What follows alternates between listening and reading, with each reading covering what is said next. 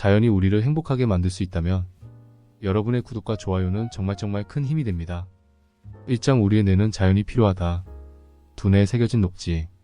인간은 오랫동안 자연과 가까운 사이로 살아왔다. 현재 전 세계의 70%에 가까운 인구가 도시에 살고 있지만 1900년대까지만 해도 도시인은 15%에 불과했다. 현재 프랑스의 인구는 4분의 3이 도심에 살고 있는데 인구 밀집 현상은 200년 전 산업혁명과 함께 인구가 도시로 세차게 몰려들기 시작하면서 급격히 빨라졌다. 모로코의 제벨 이루드에서 발견된 세상에서 가장 오래된 화석에 의하면 최초의 인류는 30만 년 전에 출현했다. 30만 년이라는 긴 시간 동안 자연에 익숙했던 뇌가 정보와 소음으로 가득 찬 인공적인 생활 공간에 적응하기에 200년이라는 시간은 터무니없이 짧다. 수십만 년에 걸쳐 온 진화의 양상을 순식간에 바꿀 수는 없다. 여전히 뇌의 많은 부분이 구석기 시대 푸르른 대평원을 달리던 수렵체진민의 상태를 간직한다. 건강을 선물하는 자연. 1984년에 발표된 미국의 저명한 자연과학 학술지 사이언스에 게재된 로저 울릭의 유명한 연구 외과 수술 후 창밖을 바라보기가 회복에 미치는 영향을 보자 울릭은 어린 시절 신장병을 앓아 방 안의 침대에 누워 몇 주를 보내야 했다. 긴 회복 기간 동안 그는 창밖에 보이는 큰 나무의 존재만으로도 질병에 맞서 싸우는 데 도움이 된다는 점을 알아차렸다. 성인이 된 뒤에 그는 10년 동안 미국 내 병원에서 복부 외과 수술을 받은 환자에 대한 정보를 수집했다. 결과는 놀라웠다. 창밖으로 자연히 병실에 있던 환자의 회복 속도가 창밖으로 벽이 보이는 병실에 있는 환자보다 빨랐다. 병실에서 자연을 보았던 환자는 벽을 보았던 환자보다 진통제도 덜 필요했고 평균적으로 하루 먼저 퇴원하는 결과가 나왔다. 울리의 선구적인 연구가 발표된 뒤 녹색 풍경이 신체 건강에 미치는 영향을 입증하는 연구가 쏟아졌다. 교도소에 수감된 사람들에게서도 비슷한 현상이 나타났다. 철창 밖으로 자연이 보이는 감방에 수감된 자들의 진료 요청은 그렇지 않은 다른 수감자들보다 낮게 나타난다. 자연이 그려진 포스터를 벽에 붙이는 실험을 했을 때도 결과는 긍정적이었다. 실제 자연 풍경이든 인공적 풍경이든 단순한 자연 조망에도 인간이 호의적으로 반응하는 것이 확실했다. 같은 선상에서 다수의 역학조사로부터 자연이 질병의 발생 빈도에 미치는 영향도 밝혀졌다. 네덜란드에서 대대적으로 실시했던 한 연구를 예로 들어보자. 연구원들은 환자 35만 명의 의료 기록과 그들의 거주지 1km 이내에 인접한 생활 환경을 비교 검토했다. 이 연구에서 모든 편향을 제외했을 때 자연에 많이 둘러싸인 사람이 특정 질병에 덜 걸린다는 결론이 나왔다. 해당 질병은 당뇨병, 비뇨기 감염, 장내 감염, 두통, 어지럼증, 천식 상기도 감염, 관상동백질환, 목 통증 등 통증 등 나열하자면 끝이 없다. 자연은 심리적 만족감에도 영향을 주는데 특히 주거지역에서 자연의 효과가 두드러진다. 주거지역에 녹지가 많을수록 주민의 정신건강 상태가 훨씬 좋았다. 또한 거주지와 공원 간의 거리가 300에서 400m 이상이 되면 심리적 동요가 발생할 위험성이 나타났다. 공원과 좀 더 가까이 살았다면 나타나지 않았을 현상이다. 반대로 뇌신경과학 전문 국제학술지 네이처 뉴로사이언스에 게재된 최근 연구에 따르면 잠깐씩 녹지대에 자주 드나드는 것만으로도 인간은 긍정적 효과를 얻을 수 있다. 연구원들은 도시에 사는 50여 명의 피험자에게 일주일 동안 하루에 9번씩 스마트폰으로 자신의 기분 상태를 체크해달라고 요청하고 위치 추적 기능을 통해 참가자가 낮 시간 동안 녹지대에 가는지 여부를 살펴보았다.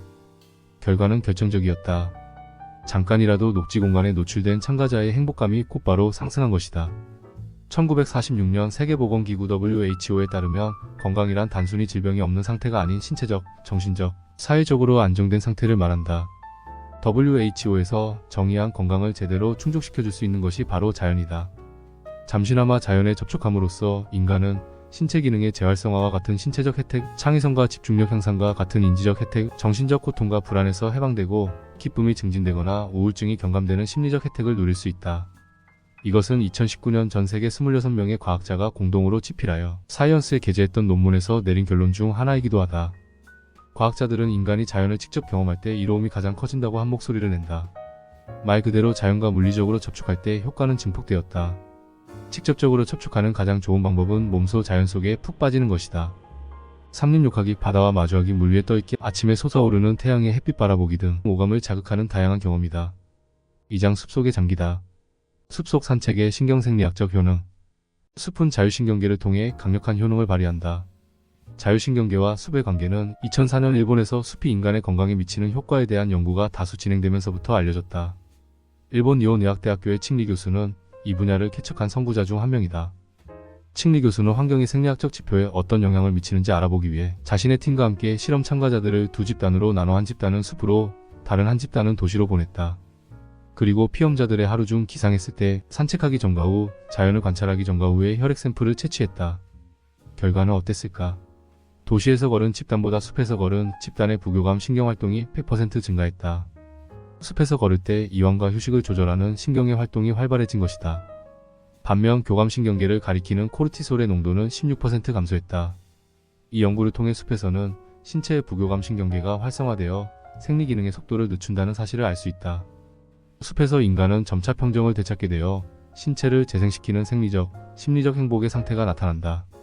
심신을 진정시키고 호흡과 심박의 템포를 늦추는 것이 바로 단순한 숲속 걷기가 가진 효능 중 하나다. 같은 맥락에서 맥박, 혈압, 심박의 변화를 비롯한 심혈관계에 숲이 미치는 영향도 증명되었다. 특히 일본 학자들은 다수의 연구를 통해 도심에 노출되었을 때보다 숲에 노출되는 상태가 상대적으로 인간의 모든 요소에 긍정적이고 중대한 영향을 미친다는 사실을 밝혔다. 좀 더 최근에 진행된 연구에 따르면 나이가 많은 피험자들에게서 숲의 영향이 더욱 두드러진다. 한 연구에서 45에서 86세 피험자들에게 심전도 측정기를 차고 숲을 걷게 했는데, 숲을 걸은 후 측정기 기록을 분석한 결과 심박과 혈압이 눈에 띄게 줄어든 것을 확인할 수 있었다. 숲이 인간의 부교감 신경계에 영향을 미친다는 또 하나의 명백한 증거다. 나무 아래서 우리가 행복한 이유. 숲속 산책에서 후각은 중요한 역할을 한다. 숲속 공기에 피톤치드라는 독특한 유기분자층이 존재하기 때문이다. 1928년 러시아 생물학자 보리스 페트로비치 토킨이 발견하여 이름 지은 피톤치드는 나무가 공기에 발산하는 테르페노이드, 피넨보르네올, 리날로올, 리모넨과 같은 유기화합물이 혼합된 물질이다. 피톤치드는 해로운 균이나 박테리아로부터 식물을 보호하는 중요한 역할을 담당한다. 피톤치드는 우리가 사용하는 다양한 요리 재료에도 함유되어 있다. 예를 들어 마늘에 들어있는 강력한 피톤치드인 알리신은 강한 냄새와 박테리아 억제 효과로 유명하다. 그래서 일반적으로 피톤치드가 풍기는 냄새는 약한 항생제 역할을 한다고 볼 수 있다. 우리가 어떤 좋은 냄새를 맡으면 뇌에서는 평온함을 느끼는 행복 회로가 활성화된다. 예를 들어 소나무, 삼나무, 편백나무 같은 특정 나무들에서 내뿜는 향기가 인간의 행복에 강력한 영향을 미치고 심리적, 정신적 문제를 겪고 있는 환자의 고통까지 완화시킨다는 사실이 밝혀졌다. 숲의 향기가 주는 마지막 혜택은 면역계에 미치는 영향이다. 칭리 교수의 연구팀은 편백나무를 비롯한 수지류 수목의 피톤치드가 인간의 면역에 관여하는 백혈구에 미치는 영향에 대해 실험했다. 백혈구는 바람세포나 바이러스에 감염된 병든 세포를 공격하여 죽이기 때문에 NK세포 또는 자연살해 세포라고 불린다. 연구원들은 피험자들을 하루에 6시간 정도 숲속에서 걷게 하고 산책 전과 후에 혈액 샘플을 채취했다. 결과는 어땠을까? 연구를 시작하고 이틀 뒤 피험자 혈액의 NK세포 함유량이 50%나 증가했다. 더 놀라운 건 한 달 뒤에 채취한 혈액에서도 NK세포 함유량이 높게 측정되었다는 점이다. NK세포의 항암 효과는 널리 인정받았기 때문에 연구자들은 숲속 산책이 암을 예방하는 데 효과가 있다는 의견이다. 주말에 숲을 걷는 행위만으로도 일주일 동안 면역계가 강화되고 덕분에 감기나 유행성 독감처럼 가벼운 감염병으로부터 안전할 수 있다는 것이다. 녹지에서 향상되는 인지능력. 호주 멜버른 대학교에서 실시한 한 연구에 따르면 단순히 자연을 보는 것만으로도 주의력과 집중력이 향상된다. 이 연구는 실험에 참가한 150명의 학생들에게 컴퓨터 화면에서 움직이는 쥐를 마우스로 최대한 빨리 클릭하라는 지시를 내렸다. 그리고 피험자들을 두 집단으로 나누어 실험 중간에 주어진 45초간의 짧은 휴식 동안 한 집단은 녹지, 한 집단은 시멘트 지붕 이미지를 보게 했다. 결과는 놀랍게도 녹지를 관찰한 학생들의 능률이 훨씬 높았다. 또한 이 학생들이 집중력 역시 시멘트 지붕을 본 학생들에 비해서 훨씬 증가했다. 연구 결과는 단 몇 분간 자연을 보는 것만으로도 주의를 집중시키는 능력을 빠르게 회복할 수 있음을 확증했다. 우울증을 치료하는 숲.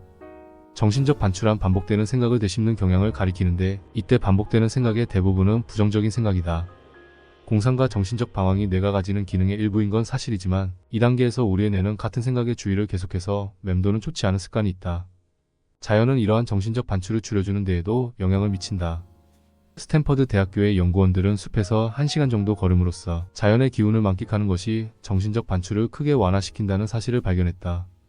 연구원들은 피험자를 두 집단으로 나누고 한 집단은 도심 중에서도 교통체증이 심한 캘리포니아의 엘카미노 레알기부터 팔로 알토기까지, 다른 한 집단은 떡갈나무와 감목이 깔린 초원을 따라 82분간 산책하도록 요청했다. 산책 후 자가 진단 설문을 통해 자연에서 산책한 집단의 사기가 시멘트만 줄곧 바라보며 걸은 집단보다 평균적으로 높다는 사실이 입증되었다. 이 현상을 더 자세히 설명해 볼 수 있을까? 미국 미시간 대학교의 레이첼 캐플런 교수는 이미 1990년대에 설득력 있는 설명을 내놓았다. 캐플런 교수는 숲의 풍경이 우리도 모르는 사이 주의를 끌어 반추로부터 부드럽게 빠져나오게 한다는 가정을 제시했다. 이것은 어떠한 정신적 노력도 요구하지 않는 아주 특별한 형태의 주의력이라고 할 수 있는데, 바람에 흔들리는 나뭇가지, 반짝이는 이파리의 색깔, 바람의 얕은 속삭임이 자연스럽게 우리의 주의를 끄기 때문이다. 게다가 자연의 자극은 강도도 낮기 때문에 감각에 휴식을 줄 뿐만 아니라 주의력을 회복시킬 수 있는 아주 작은 경험인 미시적 회복 경험을 제공한다. 2011년 한국의 신원섭 의사는 우울증을 치유하는 숲에 대한 첫 번째 근거를 제시했다. 그는 우울증에 걸린 92명의 알코올 중독 청년을 대상으로 산림 치유 가능성을 시험했는데 결과는 희망적이었다. 무려 64%가 우울 증상으로부터 벗어나는 데 성공했는데, 이는 약 50%로 추정하는 성공적인 약물 치료의 비율보다 높았기 때문이다. 영감을 깨우는 고독한 뇌의 몽상. 어느 날 창조성을 발휘해야 하는 순간에 상상력의 메마름을 느꼈다면 숲속 산책을 고려해볼 필요가 있다. 숲을 돌아다니면 창조력이 향상되기 때문이다. 미국 유타대학교의 데이비드 스트레이어 교수가 이를 증명했고, 그의 연구는 수많은 논평을 불러일으켰다. 스트레이어 교수는 50여 명의 피험자에게 알래스카, 콜로라도, 메인, 워싱턴 등 4개 중의 아름다운 숲에서 4에서 6일 정도 산행하도록 지시했다. 그들은 모든 형태의 현대적 기술의 도움 없이 숲의 한가운데서도 완전히 고립된 상태로 산행해야 했는데, 걷기가 창조력에 미치는 영향을 보다 정확하게 측정하기 위해 책도 소지하지 못하게 했다. 그러는 동시에 머릿속에 떠오르는 둥근 물체 이름 대기 등 같은 주관식 문제에 최대한 많이 답변하도록 유도했고, 5분 안에 기하학 무늬를 최대한 많이 그리기, 복잡한 수수께끼 문제 풀기 등 다양한 테스트를 통해 산행의 영향력을 측정했다. 또한 적응 효과를 피하기 위해 참가자를 두 집단으로 나눠 한 집단은 산행 전에, 다른 한 집단은 산행 후에 테스트를 거쳤다. 결과는 놀라웠다. 단 며칠간 산행을 한 것만으로도 참가자의 점수가 전보다 50% 향상된 것이다. 음악가, 작가, 철학자, 과학자 모두 숲속 산책이 영감을 깨우는 이 과정을 잘 알고 있다. 이들 중에는 일상적으로 산책을 마친 후 작업에 돌입하는 사람들이 많기 때문이다. 삼장바다와 마주하다. 눈앞에 끝없는 바다가 펼쳐져 있다고 상상해보자. 바다가 이토록 아늑하고 편안하게 느껴지는 이유는 무엇일까? 인간은 단순히 파란색을 보는 것만으로도 측정 가능한 생리학적 효과가 나타난다는 사실이 실험을 통해 밝혀졌다. 파란색이 무한히 펼쳐진 바다를 바라봄으로써 땀샘 작용이 감소하면 피부의 정기적 특성에 작은 변화가 생기는데, 정확히 말하자면 피부의 저항력이 높아진다고 할 수 있다. 연구자들은 우리가 파란색을 볼 때 혈압이 낮아지고 호흡 속도나 심박이 느려지는 현상도 확인했다. 도시 안에서 편도체는 우리도 모르는 사이에 끊임없이 자극을 받는다. 독일 하이델베르크 대학교와 캐나다 맥길 대학교의 연구원들은 이러한 스트레스를 재현하기 위해 피험자에게, 아니 다른 사람들은 계산을 다 잘하는데 왜 당신만 못하는 거죠? 진짜 수학을 못하시나 봐요라고 지적하는 경멸적인 언사에 노출시켰다.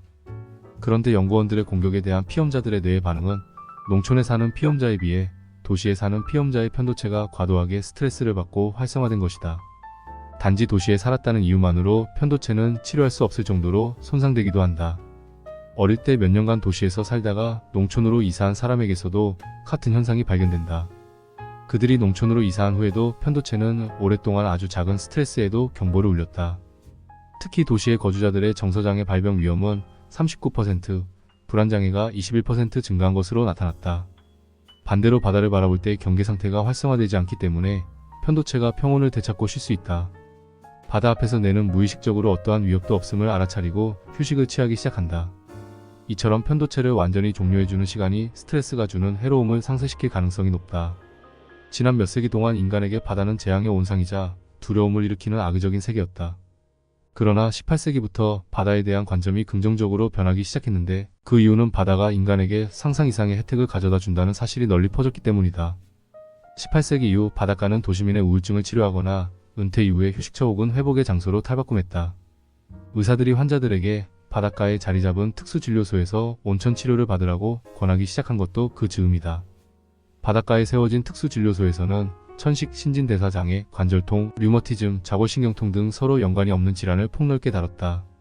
오늘날까지도 바다가 주는 치유의 효험은 밀양원소, 미생물, 해초, 바닷물의 염분과 같은 바다를 이루는 요소들의 양리학적 특성 덕분에 널리 알려졌다. 현재 40여 개의 해양 혼합물이 진통제, 항생제, 항암 효과가 있는 분자 개발을 위한 임상실험의 대상이 되었다. 10여 개의 분자는 이미 상용 의약품으로 개발되기도 했다. 최근 연구에서 밝혀진 놀라운 사실은 바다가 인간의 정신에도 좋은 영향을 준다는 것이다. 뉴질랜드 웰링턴시의 거주민을 대상으로 한 연구에서 바다가 보이는 집에 사는 사람들이 통계적으로 심리적인 질환을 덜 겪는다는 사실이 밝혀졌다. 2016년부터 2020년까지 시행된 블루헬스 프로젝트는 강, 호수, 바다와 같은 파란색의 자연환경이 인간의 건강에 끼치는 긍정적인 영향을 특정하고 정량화하기 위해 18개 나라에서 1만 8천 명의 정신건강을 연구했던 프로젝트다. 블루헬스 프로젝트는 주로 심리적인 질환을 앓는 피험자의 진료 기록과 치료받은 자료 내역을 수집하여 분석했는데, 바닷가에 거주하는 피험자의 치료 횟수가 주변의 녹지 존재 여부에 상관없이 도심에 사는 피험자들에 비해 현저히 낮았다. 바다와 근접한 곳에서 사는 것이 정신건강에 이롭다는 사실이 분명해졌다. 사장 새벽의 여명을 맞이하다. 하루 중 마음이 가장 맑아지는 순간을 꼽으라면 하늘마저 온통 푸르게 변하는 새벽을 말할 것이다. 프랑스인들은 새벽이 오기 전 완벽한 정적 속에서 태양이 수평선 바로 아래에 떠있는 이 순간을 깨와 늑대의 시간이라고도 부른다. 새벽의 여명이 주는 독특한 아름다움에 푹 빠진 한 도시인이 있으니 프랑스 사회학자 레미 우드길이다. 우드길이는 아침에 떠오르는 햇살을 감상하기 위해 매일 오전 5시에 일어난다. 자기를 새벽을 찾는 사람이라고 소개하는 우드길이는 운동을 하거나 다른 사람보다 먼저 일을 시작하거나 명상을 하기 위해 새벽 알람을 맞추는 것이 아니다. 그가 새벽을 기다리는 이유는 아무것도 하지 않기 위해서다. 그저 새벽에 다르게 존재하고 싶을 뿐이다. 다시 말해 사회적 시간의 속박에서 벗어나 자신을 위한 시간이 주는 행복을 맛보고 다른 방식으로 보거나 생각할 여유를 갖기 위해서다. 인간은 최초로 존재했을 때부터 태양과 함께 잠들었다 깨어났다. 그리고 태양의 리듬은 그들의 뇌에 깊이 각인되었다. 그래서 오전 3, 4시에는 되도록 일어나지 않는 것이 좋다. 인체가 느린 속도로 작동하기 때문이다. 깨어나려면 몸도 재생해야 하고 뇌도 활동 상태에 들어가야 하기 때문에 혈압이 낮아지고 체온도 떨어진다. 한밤중에는 신체 활동이 고되고 정신도 찢어있는 이유다. 가벼운 우울증 증세와 닮은 이러한 한밤중 상태는 멜라토닌으로 설명할 수 있다. 멜라토닌은 햇빛이 사그라짐과 함께 몸을 휴식 모드로 맞춰놓는데, 우리가 그 시간에 일어나게 되면 이 호르몬이 우리의 감정을 침체시키고 슬픈 생각에 잠기게끔 만든다. 반면 새벽은 기적을 일으킨다. 날이 밝아올 무렵 떠오르는 햇빛이 멜라토닌 생성을 중단한다. 이 과정은 두 눈에 가득 차 오르기 시작하는 햇빛을 지각하면서 시작된다.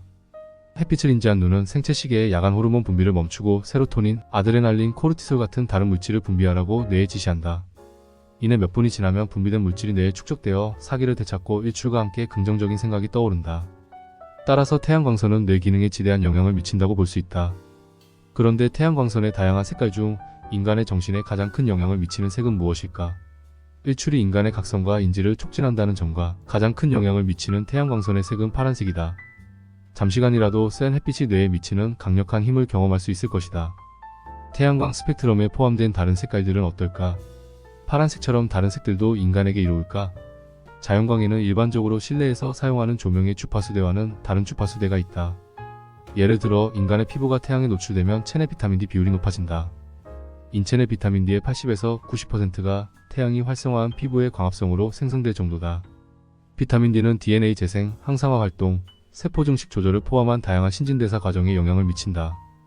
뿐만 아니라 인체 내 비타민 D가 많을수록 유행성 감기와 코로나, 19와 같은 급성 바이러스성 호흡기 질환에 걸릴 확률이 낮아진다는 사실이 밝혀졌다. 무엇보다 햇빛은 뇌에게 깨어날 시각이라고 알려준다.